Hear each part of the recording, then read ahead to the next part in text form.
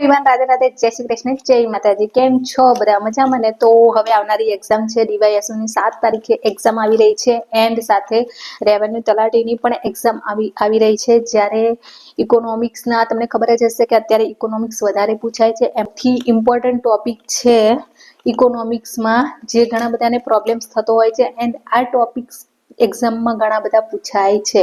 તો તમને bank related અમુક ટોપિક છે, જેમ કે બેંક રેટ એટલે શું, રેપો રેટ એટલે શું, પછી CRR એટલે શું, પછી રિઝર્વ SLR એટલે શું, આ ઘણા બધા ટોપિક છે જે ઇમ્પોર્ટન્ટ છે અને એક્ઝામમાં પૂછાતા હોય છે। એના રેટ પૂછાતા હોય છે અથવા તો એ પૂછાતું હોય છે કે બેંક રેટ વધવાથી શું થાય છે, અથવા તો એ રીતે પૂછાતું હોય છે કે અર્થતંત્રમાં નાના પ્રવાહ રોકવા માટે જે બેંક રેટ હોય છે એને વધારવું જોઈએ કે ઘટાડવું જોઈએ, પછી CRR છે જે વધારવું જોઈએ કે ઘટાડવું જોઈએ નાણાંનો પ્રવાહ નિયંત્રિત કરવા માટે। આ ઘણા બધા ક્વેશ્ચન છે જે એક્ઝામમાં પૂછાતા હોય છે, જે GPSC એક્ઝામમાં તો 100% પૂછાય જ છે, જે તમારે સમજવા ખૂબ જ જરૂરી છે। તો બસ આના વિશે આજે હું તમને પહેલા જોઈ શકો છો આ મારી ખુદની નોટ્સ છે જે મેં ડીપમાં થોડી લખેલી છે એન્ડ આ મેં તમારા માટે થોડું ઇઝી બનાવ્યું છે જેથી તમે જલ્દીથી સમજી શકો એન્ડ એક જ પેજમાં બધી વસ્તુ આવી જાય। તો સૌથી પહેલું છે બેંક રેટ। હવે બેંક રેટ એટલે શું? તો બેંક રેટ એટલે કે જ્યારે કોમર્શિયલ બેંકો હોય છે એ શું કરે છે, RBI પાસેથી ઘણી વખત લોન લેતી હોય છે। તો લોન લે એ ટાઈમે એ લોકોએ RBI ને વ્યાજ ચૂકવવું પડે, તો એ રેટ નક્કી કરે છે RBI।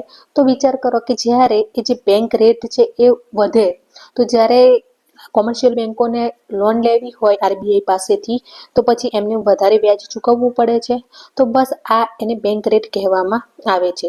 તો ઘણી વખત પૂછાતું હોય છે કે જ્યારે બેંક રેટ વધે તો શું થાય છે, લોનની કિંમત વધે છે કે ઘટે છે? તો જ્યારે બેંક રેટ વધે છે ત્યારે લોન આપણે મોંઘી પણ પડશે ને, કારણ હાલમાં જે બેંક રેટ છે એ તમારે અપડેટ કરતા રહેવાનું છે। જે હાલનો જે રેટ ચાલતો હોય જ્યારે તમારા એ હું લાસ્ટમાં બતાવીશ કે તમારે આ જે બધા રેટના અપડેટ છે એ ક્યાંથી જોવાના રહેશે। પછી છે રેપો રેટ। રેપો રેટ એટલે એવી વસ્તુ છે કે જ્યારે આ જે હતું બેંક રેટ એ લાંબા ગાળા માટે હતી, જ્યારે રેપો રેટ છે એ સેમ જ એની જેમ જ છે, પણ આ છે એ ટૂંકા ગાળા માટેની હોય છે। તો જે લોન લેતી હોય છે કોમર્શિયલ બેંકો જે ટૂંકા ગાળા માટે લેતી હોય છે ત્યારે એને રેપો રેટ કહેવામાં આવે છે। તો 6.25 ચાલે છે, પણ તમારે અપડેટ કરતા રહેવું પડશે, આ બદલાતો હોય છે રેટ। પછી છે રિવર્સ રેપો રેટ એટલે શું? તો રિવર્સ રેપો રેટ તમને જણાવું તો રિવર્સ રેપો રેટ હશે એટલે કે શું, જે RBI દ્વારા કોમર્શિયલ બેંકોને તેમના નાણાં RBIમાં જમા કરાવવા બદલ ચૂકવવામાં આવતો વ્યાજનો દર। એટલે આમાં કેવું હોય છે કે જે કોમર્શિયલ બેંકો હોય છે એ RBIમાં પોતાના નાણાં જમા કરાવે છે, તો એની ઉપર શું કરે છે, બેંક એમને વ્યાજ આપે છે। આમાં એવું હતું કે તમારે બેંકને RBI ને વ્યાજ ચૂકવવાનું હતું, જ્યારે અહીંયા RBI તમને વ્યાજ આપશે। હવે જ્યારે RBI ને એમ લાગે કે અર્થતંત્રમાં નાણાંનો પ્રવાહ નિયંત્રિત કરવો છે, ધારો કે અર્થતંત્રમાં ઘણા બધા નાણાં છે જેને પાછા ખેંચવા છે, તો એ શું કરશે કે જે રેપો રેટ છે એ શું કરશે, વધારે છે। એટલે વિચાર કરો બેંકોને જ્યારે વધારે વ્યાજ મળતું હોય RBI તરફથી, તો એ શું કરે છે, RBIમાં વધારે નાણાં જમા કરાવશે જેથી એમને વ્યાજ વધારે મળશે। એટલે જે માર્કેટમાં જે નાણાં ફરતા હશે એ બધા જ નાણાં RBI પોતાનામાં ખેંચી લેશે, એટલે પછી માર્કેટમાં નાણાંનો પ્રવાહ ઓછો થઈ જશે। તો આ જ રીતે એ જે અર્થતંત્રમાં નાણાંના પ્રવાહનું નિયંત્રણ કરે છે। એ જ રીતે જ્યારે RBI ને લાગે કે હવે નાણાંનો પ્રવાહ અર્થતંત્રમાં વધારવો છે, તો એ શું કરશે કે જે વ્યાજ આપવાનું હોય છે રિવર્સ રેપો રેટ એ શું કરે છે, ઘટાડે છે। હવે ઘટાડે એટલે કે જે કોમર્શિયલ બેંકોને જે RBI તરફથી જે જે વ્યાજ મળતું હશે એ ઓછું મળતું હશે, તો પછી એ શું કરશે કે ત્યાં RBIમાં જમા નહીં કરાવે પણ લોકોને લોન આપશે અને એમાંથી એ વધારે વ્યાજ મેળવશે અને એ લોન રૂપે અર્થતંત્રમાં નાણાં ફરતા થશે વધારે। એટલે આ જ રીતે કામ કરે છે આ રિવર્સ રેપો રેટ। પછી શું છે, કેશ રિઝર્વ રેશિયો। હવે કેશ રિઝર્વ રેશિયો એવું છે કે બેંકોએ અમુક જે થાપણોનો ચોક્કસ ભાગ કેશ સ્વરૂપે RBIમાં જમા કરાવવાનો હોય છે। આમાં RBI કોઈ વ્યાજ આપતું નથી, એ કમ્પલસરી હોય છે કે અમુક ટકા ભાગ બેંકોએ RBIમાં જમા કરાવવો પડતો હોય છે, જે સેફટી રૂપે ગણવામાં આવે છે।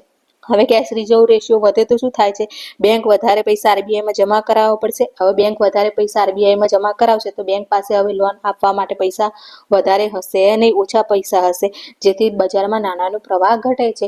એ જ રીતે જ્યારે CRR ઘટાડશે, મીન્સ કે RBI એમ કહેશે કે હવે વધારે જમા કરાવવાની જરૂર નથી RBIમાં તમારે, તો પછી બેંકો હશે એમની પાસે લોન આપવા માટે પૈસા વધારે હશે લોકોને, એટલે પછી નાણાંનો પ્રવાહ બજારમાં વધી જશે. તો આ જ રીતે CRR કામ કરે છે. આમાં કેવું હોય છે કે ખાલી તમારે ચોક્કસ ભાગ, તમારી જે બેંક છે આમાં એવું હોય છે કે બેંકોએ પોતાનો ચોક્કસ ભાગ RBIમાં જમા કરાવવાનો હોય છે. એ કેવો ચોક્કસ ભાગ? એને કહેવામાં, જે ચોક્કસ ભાગ નક્કી કરવામાં આવે છે, જે રેટ નક્કી કરવામાં આવે છે, એને CRR કહેવામાં આવે છે.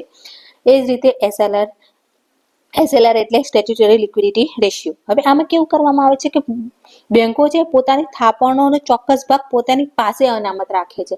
આમાં એવું હોય છે કે RBIમાં જમા કરાવવાનું નથી હોતું, બટ પોતાના બેંકમાં જ અનામત રાખવાનું હોય છે એઝ એ સિક્યુરિટી પર્પઝ તરીકે. તો આમાં એમને કોઈ વ્યાજ કેવી કોઈ વસ્તુ હોતી નથી, કારણ કે આમાં બેંકે ખુદના બેંકમાં જ થાપણોનો અમુક ભાગ રોકડ સ્વરૂપે રાખવાનો હોય છે અનામત. તો બસ આ જ હતું. આ તમારે સારી રીતે કરવું પડશે. એક્ઝામમાં ઘણા બધા પૂછાય છે. એ કઈ રીતે પૂછાય છે? એક તો રેટ સ્વરૂપે પૂછાય છે કે રેટ કયા ચાલે છે. બીજું કે એમ પૂછવામાં આવે છે કે બેંક રેટ વધવાથી શું થાય છે, બરાબર, ફ્લો શું થાય છે એ પૂછાઈ શકે છે. પછી CRR વધારવાથી શું થઈ શકે છે, ઘટાડવાથી શું થઈ શકે છે, એ રિલેટેડ પૂછવામાં આવે છે.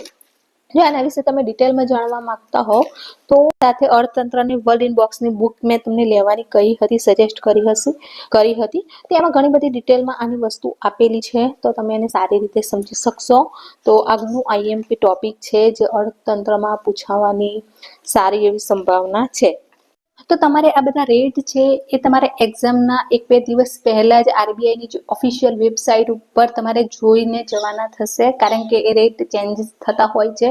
તો તમારે જે એક્ઝામ હોય છે એના 1-2 દિવસ પહેલા RBIની જે મેન વેબસાઇટ છે એની ઉપર આ બધા જ રેટ આપેલા છે, તો તમારે એકવાર એ ચેક કરીને જોઈને જવાના થશે. એવરીવન, તો આવા ઘણા બધા ઇમ્પોર્ટન્ટ ટોપિક ઉપર વિડીયો જે મેં મારા ચેનલ ઉપર ઓલરેડી અપલોડ કર્યા છે, જેમ કે બંધારણ રિલેટેડ IMP ટોપિક છે, ઇકોનોમિક્સ રિલેટેડ IMP ટોપિક તમે ના જોયા હોય તો જરૂરથી જોઈ શકો છો, કારણ કે જે આવનારી એક્ઝામ છે એના માટે ખૂબ જ ઇમ્પોર્ટન્ટ છે.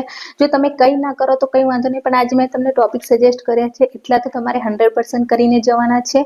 એન્ડ આ ટોપિકમાં જે કરંટ અફેર્સ રિલેટેડ જે ક્વેશ્ચન હોય છે વધારે પૂછાતા હોય છે, તો તમારે કરંટ અફેર્સ ઉપર વધારે ભાર આપવો પડશે. તો જો બધા વિડીયોઝ ના જોયા હોય તો જરૂરથી જોઈ લેજો, એન્ડ ચેનલને લાઇક, શેર, સબસ્ક્રાઇબ પણ જરૂર કરી લેજો. ચલો મળીએ નવા વિડીયોઝ એન્ડ નવી એનર્જી સાથે. ત્યાં સુધી રાધે રાધે, જય શ્રી કૃષ્ણ, જય